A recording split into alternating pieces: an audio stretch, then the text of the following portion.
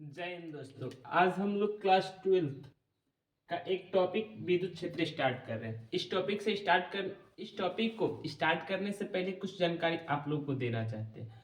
ये वाला वीडियो पूरे YouTube का निचोड़ होगा और ये इतना अच्छा से डिटेल में नॉलेज यहाँ पर दिया जाएगा और इस टॉपिक के बारे में दिया जाएगा कि जैसे ही आप सुने वैसे ही आपको याद हो जाएगा। अगर फिर भी आपको विश्वास ना होगा तो वीडियो कंटिन्यू देखिएगा।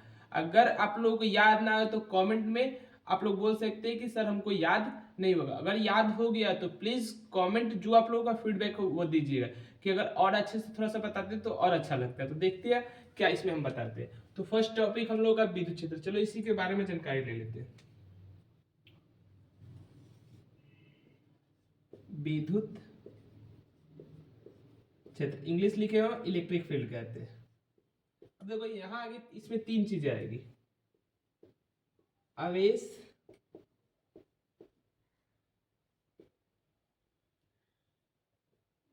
क्षेत्र और विद्युत बल। ये इसमें तीन को की पॉइंट मान सकते हैं। विद्युत स्थैतिक बल,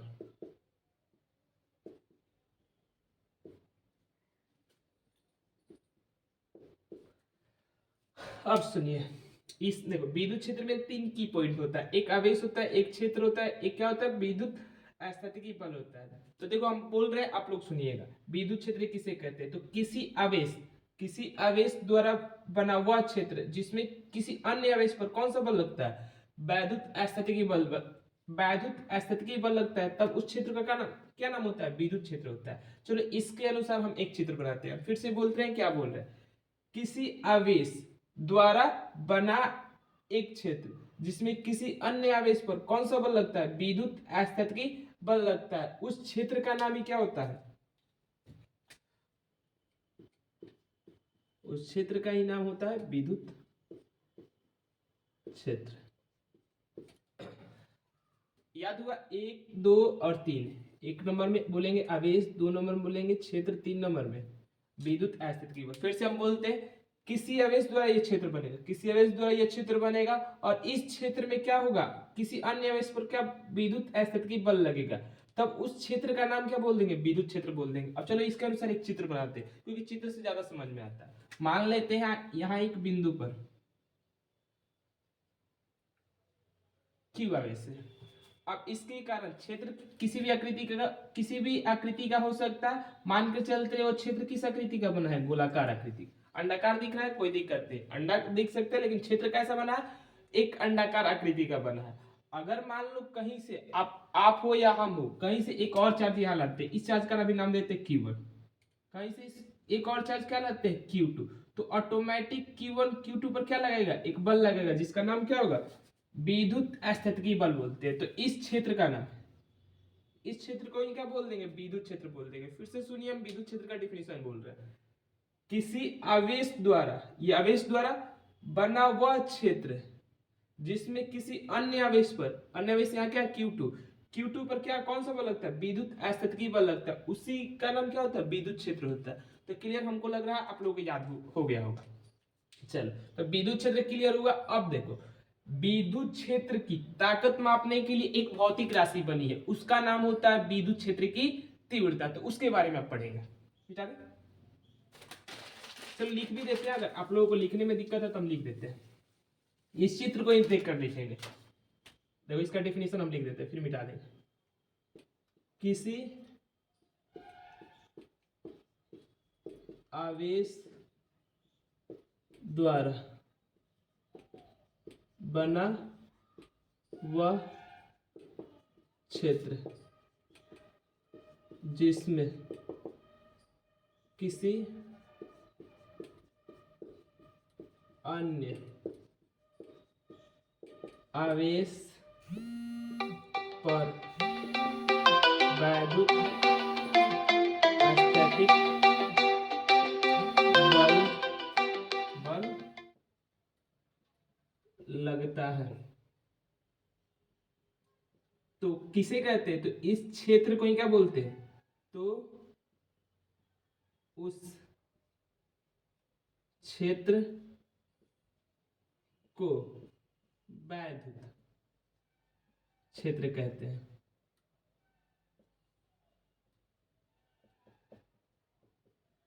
अब देखो, एक चीज हो सकता है कि हम डिफिनीशन को सर्च कर दें कि वैसा क्षेत्र जो किसी आवेश द्वारा बनाया जाता है उसी क्षेत्र का नाम क्या होता है, वैद्युत क्षेत्र। बट ये डिफिनीशन हो सकता है कि अधूरा अधूरा होगा, इसलिए हमने डिफिनीशन में वह पूरी की पूरी वर्ड को लिया है जो आप लोगों को मतलब हायर क्लास तक दिक्कत नहीं करेगा। इसमें क्षेत्र में तीन ही बात आता है, आवेश किस मतलब क्षेत्र किससे बना है, तो आवेश से बना है। और उसमें अगर किसी वस्तु को लाइएगा या किसी आवेश को लाइएगा तो कौन सा बल उस पर लगेगा, वैद्युत स्थितिकी बल। हम डिफिनीशन को छोटा कर सकते हैं बट डिफिनीशन बड़ा भी नहीं, याद करना बहुत इजी है। इसमें हम बोले किसी आवेश द्वारा बना हुआ क्षेत्र जिसमें किसी अन्य आवेश पर कौन सा बल लगता है, वैद्युत स्थितिकी बल लगता है, तब इस क्षेत्र का नाम ही क्या कहलाता है, वैद्युत क्षेत्र कहलाता है। क्लियर हुआ। अब देखो, इसकी ताकत मापने के लिए हम थोड़ी देर पहले बताए थे किस चीज को डिफाइन किया गया, एक भौतिक राशि जिसका नाम होता है वैद्युत क्षेत्र की तीव्रता। तो आते हैं क्या कर सकते हैं, वैद्युत क्षेत्र क्लियर हुआ।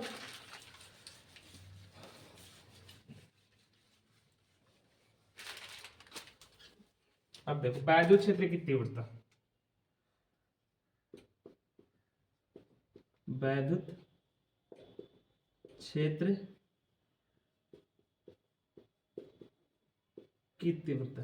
अब देखो, इसी को देखकर ये डिफाइन किया गया है इसकी ताकत मापने के लिए, इसकी तीव्रता मापने के लिए कि मान लो किसी बिंदु पर कितना है, इसको इसलिए किसको डिफाइन किया गया है, एक भौतिक राशि जिसका नाम क्या है, वैद्युत क्षेत्र की तीव्रता। तो अब देखो, याद करने के लिए इसमें क्या क्या बोलेंगे, इसमें तीन नहीं इसमें दो ही चीज आएगा। क्या आएगा, मान लो एक आवेश होगा, कौन सा आवेश, उसका नाम होगा परीक्षण आवेश, और इस पे क्या लगेगा, कौन सा बल, तो वैद्युत स्थैतिक बल। देखो ये दोनों बातें, ये दोनों वर्ड हो सकता है आप लोगों के मन में कंफ्यूजन क्रिएट कर रहा होगा कि वैद्युत स्थैतिकी बल क्या होता है एंड परीक्षण आवेश क्या होता है। तो दोनों को क्लियर कर हम लोग कहां पहुंचते हैं, वैद्युत क्षेत्र की तीव्रता पहुंचते हैं। देखो परीक्षण आवेश, तो परीक्षण आवेश, आवेश तो आवेश होता है चाहे कुछ भी हो, क्या उत्पन्न कर सकता है, विद्युत क्षेत्र उत्पन्न कर सकता है। बट वैज्ञानिकों ने एक ऐसे आवेश को निर्धारित किया जिसका अपना विद्युत क्षेत्र नहीं होता, उसी का नाम क्या होता है, परीक्षण आवेश। अगर पूछा जाएगा अगर परीक्षण आवेश क्या होता है, तो वैसा आवेश जिसका अपना विद्युत क्षेत्र नहीं होता उसी आवेश का नाम क्या होता है, परीक्षण आवेश। बट अभी अभी छोटा है, देखो छोटा डिफिनीशन है। अभी इसमें क्या क्या आता है, परीक्षण आवेश को हम लोग किससे सूचित करते हैं, क्यू, यहाँ जीरो लगा देते हैं और पढ़ते हैं क्यू नॉट। क्लियर हुआ। इसका परिणाम कितना होता है, 1 कूलम होता है, और इसका अपना कोई क्या नहीं होता, विद्युत क्षेत्र नहीं होता, यानी ई नहीं होता, ई नहीं होता। अब देखो बोला जाएगा कि परीक्षण आवेश किसे कहते हैं, तो वैसा आवेश जिसका परिणाम कितना होता है 1 तथा उसका अपना विद्युत क्षेत्र नहीं होता, उसी चीज को क्या बोलते हैं, परीक्षण आवेश बोलते हैं। परीक्षण आवेश का संकेत क्या होता है, क्यू के नीचे जीरो, जीरो को क्या पढ़ते हैं, नॉट पढ़ते हैं, तो क्यू नॉट, क्यू नॉट। अब सेकंड में वैद्युत स्थितिकी बल, हो सकता है कंफ्यूजन, तो दो आवेशों के बीच लगने वाले बल का ही नाम क्या होता है, वैद्युत स्थितिकी बल। क्लियर हुआ। दो आवेश यानी Q1 और Q2 के बीच जो बल लग रहा है उसका नाम ही क्या है, वैद्युत स्थितिकी बल। अब आते हैं, अब किस चीज को डिफाइन करते हैं, वैद्युत क्षेत्र की तीव्रता। पहले वैद्युत क्षेत्र की तीव्रता का डिफिनीशन देख ले। देखो परीक्षण आवेश पर लगने वाला वैद्युत स्थितिकी बल को क्या बोलते हैं, वैद्युत क्षेत्र की तीव्रता। बट थोड़ा सा और अगर करेक्ट में जाया जाए तो किसी विद्युत क्षेत्र में परीक्षण, किसी विद्युत क्षेत्र में परीक्षण आवेश पर लगने वाला वैद्युत स्थितिकी बल को क्या बोलते हैं, वैद्युत क्षेत्र की तीव्रता। अब देखो इसके बारे में कुछ जानकारी लेने से पहले क्या कर सकते हैं, इसके अनुसार एक चित्र भी बना सकते हैं, चित्र बना सकते हैं। तो चित्र बनाने के लिए क्या करें, देखो यहीं पे चित्र बनाते हैं, एक यहाँ बिंदु ले लेते हैं, इस बिंदु पर कौन सा आवेश रखते हैं, एक प्लस क्यू को रख देते हैं, एक प्लस क्यू को रख देते हैं। और अभी तो बताया कि ये अपने चारों तरफ क्या उत्पन्न करेगा, एक क्षेत्र उत्पन्न करेगा। क्षेत्र बनाने के लिए पास में कोई कारण नहीं, चलो ट्राई करते हैं कि इसी से बना, एक अच्छा खासा गोला बनाने की ट्राई कर रहे हैं। सॉरी,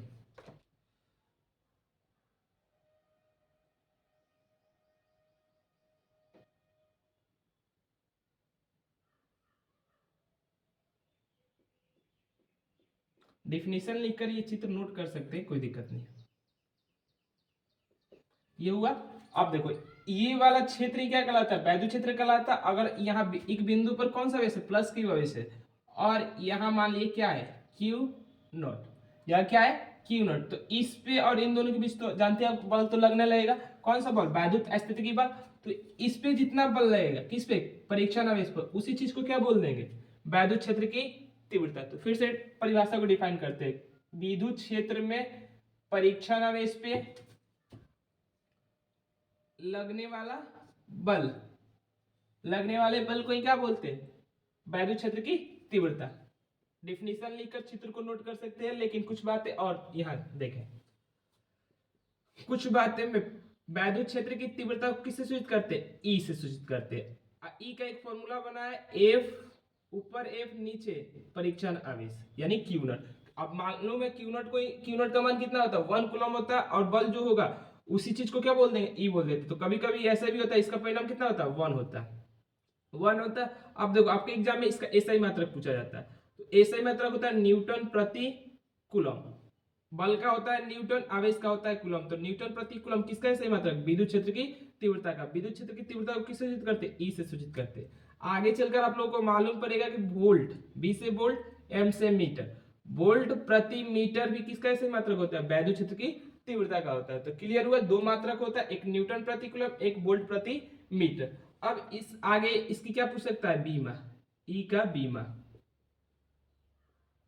ई का बीमा, ई का बीमा निकालना आसान होता है। बल की बीमा क्या होती है, एम एल टी माइनस 2, और आवेश का ए टी होता है, तो ऊपर A1 और T माइनस 1, इन दोनों को कंबाइन कर देंगे तो M L T minus 3 A minus 1। ये किसकी बीमा हो गई,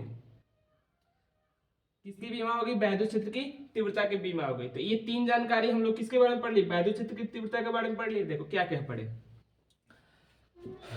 हम लोगों ने, पढ़ा वैद्युत क्षेत्र की तीव्रता का परिभाषा, फिर उसको चित्र से समझा कैसे कैसे परिभाषा को बोल सकते हैं, और उसमें देखिए तीन जानकारी, एक देखिए इसका एसआई मात्रक, फिर देखिए बीमा, बीमा और एक फॉर्मूला देखे, तीन जानकारी देखे। और वैद्युत क्षेत्र की तीव्रता अगर जहां हम लोग को देखो को सूचित करना होगा तो वहां क्या लिख देंगे की। अब देखो कोई कोई इसको शॉर्ट फॉर्म में क्या बोलता है, ओनली विद्युत क्षेत्र ही बोल देता है, ओनली क्या बोल देता है, विद्युत क्षेत्र ही निकालिए।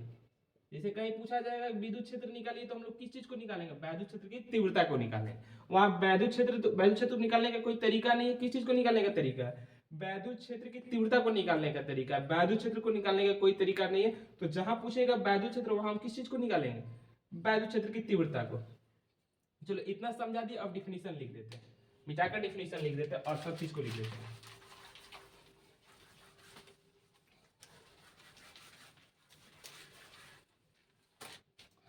देख लिखेंगे कैसे, देखो अच्छे मैनर में एक बार लिख देते हैं कि आप लोग कॉपी में कैसे लिखिएगा। वैसे लिखने आता है, लेकिन समझाने का तरीका वो हमको बेस्ट लगता है, इसलिए वैसे करते हैं। विद्युत क्षेत्र की कोई कोई इसका इंग्लिश भी पूछ सकता है, क्या होता है, तो इंग्लिश क्या होता है, इंटेंसिटी, इंटेंसिटी की क्या होता है, ऑफ क्या, इलेक्ट्रिक फील्ड, इलेक्ट्रिक फील्ड, ये इसका इंग्लिश होता है। अब इसका यहाँ क्या लिखेंगे, यहाँ ऐसे बराबर देकर उसको घेर देंगे ऐसे तीर से, और इसका यहाँ से डिफिनीशन लिखेंगे। डिफिनीशन में क्या लिखेंगे, किसी विद्युत क्षेत्र में, किसी विद्युत क्षेत्र में किस पे, परीक्षण, परीक्षण, ये चीज तो हम मानकर चल रहे हैं, क्लियर हुआ होगा बताने से ही। परीक्षण आवेश किसे कहते हैं, परीक्षण आवेश पर जितना बल लगेगा, पर लगने वाले बल को क्या कहते हैं, विद्युत क्षेत्र की तीव्रता। या ई लिख दे शॉर्ट फॉर्म में, चलो विद्युत क्षेत्र की तीव्रता ही लिख देते हैं, विद्युत क्षेत्र की तीव्रता कहते हैं, कहते हैं यहीं पे। अब तीन जानकारी यहाँ ऐसे लिखेंगे, तीन जानकारी में एरो डालकर, फर्स्ट इसका एसआई मात्रक, तो इसको एसआई मात्रक नहीं लिखने से पहले फॉर्मूला लिख लेते हैं। फॉर्मूला से पहले इसका संकेत क्या होता है, ई होता है। फॉर्मूला क्या होता है, ऊपर एफ होता है, एफ यानी विद्युत बल का यानी वैद्युत स्थितिकी बल, और नीचे परीक्षण आवेश, इसी चीज को क्या बोलते हैं, वैद्युत क्षेत्र की तीव्रता। सेकंड में इसका एसआई मात्रक पूछा जाता है। एसआई मात्रक दो होता है, एक वोल्ट प्रति मीटर होता है, एक होता है न्यूटन प्रति कूलम। बाद में पता चलेगा ये कैसे बनेगा, यहां से देखकर ये पता चल सकता है कि कैसे बना। बल का होता है न्यूटन, आवेश का होता है कूलम। तो न्यूटन प्रति कूलम किसका एसआई मात्रक, ई का। और इसका ई का भी अभी तुरंत निकाले, क्या आया था, एक तो एम आया था, एक एल आया था, और t-3 और a-1, ये इसकी बीमा होती है। क्लियर हुआ। तो तीन जानकारी हो गई किसके बारे में, वैद्युत क्षेत्र की तीव्रता के बारे में। अभी और जानकारी होता है तो हम लिखेंगे वैद्युत क्षेत्र के गुण में, वैद्युत क्षेत्र के गुण में, तो इसको मिटा देते हैं।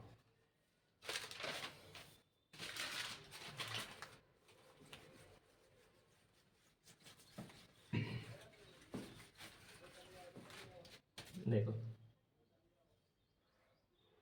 अब ई का गुण, यानी किसका गुण, विद्युत क्षेत्र की तीव्रता का गुण। यानी जब जब ई का प्रयोग करेंगे, तो गुण का मतलब क्या होता है, अब जब गुण बताएंगे तो इसका प्रयोग कैसे करेंगे। यानी इसको प्रयोग हम प्रयोग में पहले कैसे कर सकते हैं, प्रयोग में फर्स्ट नंबर, यह सदिश फॉर्म में प्रयोग होता है, और सदिश राशि कहा जाता है, सदिश राशि है।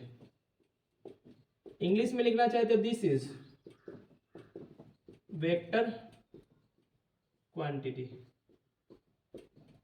This is vector quantity. और सेकेंड में क्या बोल सकते हैं, सेकेंड नंबर में, सेकेंड में देखो, अब इसकी दिशा की बात हो, सदिश है तो दिशा की बात बोला जाए तो धन आवेश की दिशा में होती है, ये परीक्षण आवेश की दिशा में मान सकते हो। चाहे वैद्युत स्थैतिकी बल की दिशा जो होगी वही किसकी दिशा हो जाएगी, ई की दिशा, ई की दिशा हो जाएगी। तो यह वैद्युत स्थैतिक बल के ही दिशा में होती है। दो नंबर हो गया। अब देखो तीन नंबर, यह अध्यारोपण का सिद्धांत का पालन करती है। अब देखो ये सब चीज लिख रहे हैं आप लोगों को, हो सकता है समझ में भी नहीं, यह अध्यारोपण का सिद्धांत का पालन करती है। अभी समझा रहे हैं कि इसका मतलब क्या होता है, लेकिन अभी समझ जाइए कि इसके तीन गुण में पहले लिखिए, क्या कौन सी राशि, सदिश राशि होती है, इसकी दिशा वैद्युत स्थैतिकी बल की दिशा में होती है, और ये अध्यारोपण सिद्धांत का पालन करती है। मान लो आप लोग के एग्जाम में ऐसे पूछा जाएगा कि वैद्युत क्षेत्र की तीव्रता के दो गुण को लिखिए, तो लिख सकते हैं, लेकिन ऐसा हमको रेयर केस में कमी पूछा, देखें प्रीवियस ईयर क्वेश्चन को कमी पूछा गया। तो एक चीज आप लोगों से यहाँ बोलना चाहेंगे, तैयारी करने से पहले देख लीजिए आप किसकी तैयारी कर रहे हैं। देखो हम लोगों का समय में क्या कंफ्यूजन है, हम लोग को ये मालूम नहीं चल पा रहा था कि हम लोग तैयारी करें तो करें किसकी। अगर आप लोगों को 12th में बहुत बेस्ट मार्क्स लाना है तो सबसे पहले सबसे बड़ा ब्रह्मास्त्र होता है उसका प्रीवियस ईयर क्वेश्चन देखिए। अगर प्रीवियस ईयर क्वेश्चन देखकर आप लोगों को हूबहू पता चल जाएगा कि हमको क्या पढ़ना है और क्या नहीं पढ़ना है, क्योंकि ये फिजिक्स सिलेबस आप लोगों को जितना पता है बहुत वास्ट चीज है, बहुत वास्ट चीज है। अगर आप लोग को 12th बेस पर पढ़ना चाहते हैं और 12th के लिए पढ़ना चाहते हैं तो हम जितना पढ़ा रहे हैं उतना इनफ होता है, बट आगे किसी बड़े चीज के लिए पढ़ रहे हैं तो ये चीज थोड़ा सा लेस माना जाता है। तो ये डिफाइन कीजिए, जब तक हम एक साल लगे तो किसके लिए लगे, 12th के लिए लगे, जेई के लिए लगे। अगर जेई के लिए लगे तो ये चीज सही नहीं है, ये चीज सही नहीं है, थोड़ा सा और एडवांस आप लोग को पढ़ना पड़ेगा।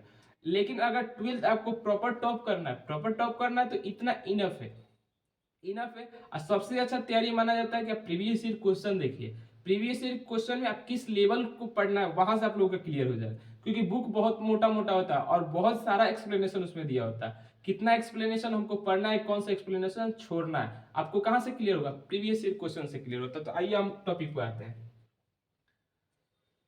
4 नंबर में क्या बोल सकते हैं, तीन चीजें तो वहां जानकारी ले लिए थे, बीमा, एसआई मात्रक एंड सूत्र, तीन चीज यहाँ पढ़ ले। चलो यहाँ एक चीज आप लोगों को दिक्कत कर रहा होगा, अर्ध्यारोपण का सिद्धांत। देखो अर्ध्यारोपण का सिद्धांत का मतलब होता है, समझा रहे हैं, जब भी हम लोग ई का मान निकालते हैं तो बीच में सेंटर में क्या होगा, हमेशा परीक्षण आवेश होगा। परीक्षण आवेश का संकेत क्या होता है, Q0 होता है। और मान लो इसके पास में एक है Q1, यहाँ है Q2, यहाँ है Q3, यहाँ है Q4। मान लो यहाँ से दूरी R1 है, यहाँ से दूरी R3 है, यहाँ से दूरी R2 है, यहाँ से दूरी R4 है। अब देखो इस पे लगने वाला परिणामी वैद्युत क्षेत्र की तीव्रता, इन चारों के कारण, मतलब इस पे अगर परिणामी देखा जाए तो परिणामी कितना होगा, इन चारों के कारण लगने वाला वैद्युत क्षेत्र की तीव्रता का सदिश योग के बराबर होगा। यानी ई किस पे, परीक्षण आवेश पर कितना होगा, E1 के कारण प्लस E2 के कारण प्लस E3 के कारण प्लस E4 के कारण। बट ये नॉर्मल जोड़ नहीं होगा, ये कौन सा योग होगा, सदिश योग होगा। कौन सा योग होगा, सदिश योग होगा। आगे चलकर मालूम पड़ेगा कि सदिश योग करते कैसे, सदिश योग करते कैसे, तो आगे चलकर मालूम चलेगा ये किस योग का पालन करेंगे, सदिश योग। तो देखो अध्यारोपण का सिद्धांत का मतलब क्या होता है, किसी परीक्षण आवेश पर लगने वाला वैद्युत क्षेत्र की तीव्रता सभी आवेशों के कारण लगने वाले वैद्युत क्षेत्र की तीव्रता के सदिश योग के बराबर होता है। इसी चीज को क्या बोलते हैं, अध्यारोपण का सिद्धांत बोलते हैं। तो ये अध्यारोपण सिद्धांत का पालन करती है कौन, वैद्युत क्षेत्र की तीव्रता। आगे चलकर देखो हम लोग जब क्वेश्चन बनाएंगे तो अध्यारोपण के सिद्धांत से ही बनाएंगे। उसमें क्या होगा, बहुत सारा आवेश होगा, मतलब हो सकता है कि दो आवेश हो, बहुत सारे में क्या हो सकता है दो आवेश हो, बीच में क्या रखा हो, क्यू नॉट रखा हो, और दो अब पूछेगा क्यू नॉट पर बताओ परिणामी वैद्युत क्षेत्र की तीव्रता का मान कितना है, तो पहले इसके कारण निकालने देंगे और फिर Q1 के कारण निकाल देंगे। लेकिन आप लोग के मन में अभी कंफ्यूजन आ रहा होगा हम कैसे निकालेंगे, तो आते हैं वही चीज बताएंगे। मिटा दे, अब हमको क्या क्लियर हुआ, वैद्युत क्षेत्र की तीव्रता क्लियर हुआ। अब देखो एग्जाम में आप लोग, चलो एक आप लोगों का एक क्वेश्चन पूछकर क्लियर करते हैं। हमने दो चीज बता दिया, ई बता दिया, ई में अगर मान लो क्या क्या होगा तो एफ होगा और क्यू नॉट होगा, तो ई का वैल्यू निकाल सकते हैं। चलो यहाँ एक क्यू दे देते हैं, क्यू दे देते हैं, और कोई पूछेगा आर दूरी पर, यहाँ से आर दूरी पर, यहाँ एक बिंदु है इसका प्लस क्यू है, यहाँ आर दूरी पर एक बिंदु क्या है, पी है। अब बताओ पी बिंदु पर वैद्युत क्षेत्र की तीव्रता का मान कितना है, कितना होगा। तो सबसे पहले हम क्या करेंगे, आंख बंद करके हम लोग सबसे पहले क्या करेंगे, यहाँ पर क्यू नॉट को मानेंगे, क्या करेंगे, क्यू नॉट को मानेंगे, और क्यू नॉट को मानेंगे। और इसका डिफिनीशन ही होता है, अगर वैद्युत क्षेत्र की तीव्रता को निकालना है तो कैसे निकाल सकते हैं, वैद्युत स्थैतिकी बल निकाल दीजिए उन दोनों के बीच और क्यू नॉट से डिवाइड कर दीजिए, क्यू नॉट से डिवाइड कर दीजिए तो आप लोगों का किसका मान मिल जाएगा, वैद्युत क्षेत्र की तीव्रता का मान मिल जाएगा। किसका मान मिल जाएगा, वैद्युत क्षेत्र की तीव्रता का मान मिल जाएगा।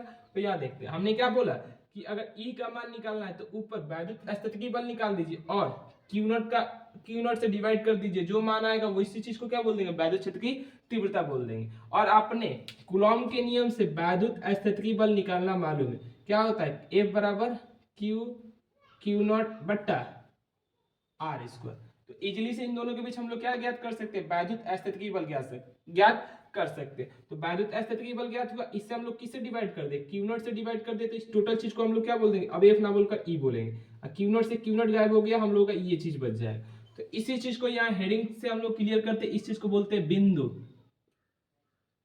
बिंदु आवेश के कारण वैद्युत क्षेत्र की तीव्रता।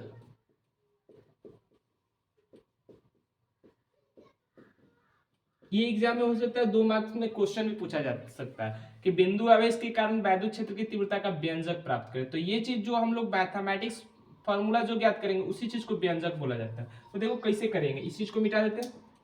इस चित्र में हमने क्या बनाया, चित्र में पहले देखिए, चित्र में हमने एक चीज बनाया, एक बिंदु आवेश है जिसपे कौन सा आवेश है, प्लस आवेश है, और इसे आर दूरी पर हमको क्या ज्ञात करना, वैद्युत क्षेत्र की तीव्रता का मान ज्ञात करना। इस बिंदु का नाम हमने पी दे दिया और यहाँ क्या रखे, क्यू नॉट दिया। तो वर्णन में ये सब चीज कर सकते हैं कि एक बिंदु ओ बिंदु पर प्लस क्यू आवेश है, इससे आर दूरी पर एक बिंदु पी है जिस पर क्या रखे हैं, क्यू नॉट रखे। तो आप लोगों को हम लोग अभी जस्ट थोड़ी देर पहले पढ़े, तो यहाँ लिखेंगे वी नो डैट, व्यंजक ज्ञात करें तो वी नो दैट। देखो इसका जो मान आएगा तो ई बराबर कितना आएगा, कि क्यू बाई आर स्क्वायर। इसी चीज को कैसे आएगा, इसी चीज को निकाल रहे हैं। तो आप लोगों ने अभी तुरंत पढ़ा ई इक्वल टू क्या होता है, एफ बाई क्यू नॉट। अब उन दोनों के बीच कूलॉम नियम से आप लोग क्या ज्ञात कर सकते हैं, बल ज्ञात कर सकते हैं, के क्यू नॉट बट्टा आर स्क्वायर, फिर नीचे क्यू नॉट इक्वल टू ई। यहां से क्यू नॉट गायब हो जाएगा, ई इक्वल टू क्या होगा, के क्यू बाई आर स्क्वायर। बहुत लोगों का यहाँ क्लियर है, यहाँ भी नहीं हुआ, कैसे क्यू नॉट से क्यू नॉट गायब हो गया? तो देखो क्यू नॉट की कुछ नहीं है तो एक है। हमने कल ही परसों बताया था कि 1 2 3 4, एक तलक आ जाता है, चार तलक के पास दो तलक आ जाता है, तीन तलक के पास। तो ऐसे कर लेते हैं के क्यू क्यू नॉट बट्टा आर स्क्वायर, और इसके पास का दो तलक आ, तीन तलक के पास, तो यहाँ क्यू नॉट, यहाँ वन जाएगा, क्यू नॉट से क्यू नॉट गायब हो जाएगा, हम लोग को अल्टीमेट यही बचेगा। तो हम लोगों का बिंदु आवेश के कारण वैद्युत क्षेत्र की तीव्रता का फॉर्मूला कितना आ गया?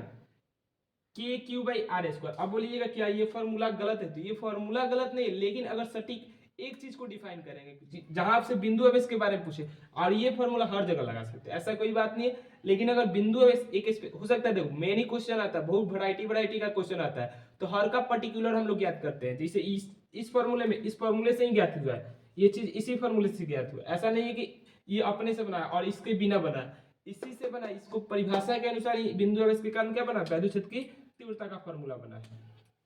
तो क्लियर हुआ होगा। यही चीज आप लोगों को कितना मार्क्स में पूछा जाता है? 2 मार्क्स में पूछा जाता है। कैसे पूछा जाता है तो सुनिए। बिंदु आवेश के कारण वैद्युत क्षेत्र की तीव्रता का व्यंजक ज्ञात कीजिए। तो जो हमने किया वह एक चीज कर सकते हैं, यहाँ आप चित्र बना सकते हैं, चित्र का क्या कर सकते हैं? वर्णन कर सकते हैं। देखो वर्णन में क्या करेंगे, ओ बिंदु पर एक धनावेश है, और तथा इसे आर बिंदु पर एक बिंदु क्या है? पी है, जिस पर कौन सा परीक्षण आवेश है। अतः वैद्युत स्थितिकी बल F बराबर क्या बोल सकते हैं? F बराबर के क्यू क्यू नॉट बट्टा आर स्क्वायर है। उसके बाद ये चीज हम लोग कर सकते हैं, तो वर्णन में ये सारा चीज लिख सकते हैं, उसके बाद देनी ये कर सकते हैं। लेकिन हम तो बता रहे हैं तो ऐसा ही बताएंगे। आप लोग बुक में किसी बुक को प्रीफर कर रहे हैं, वहां देखिएगा वर्णन में ऐसा ऐसा बोला होगा। मिटा दे।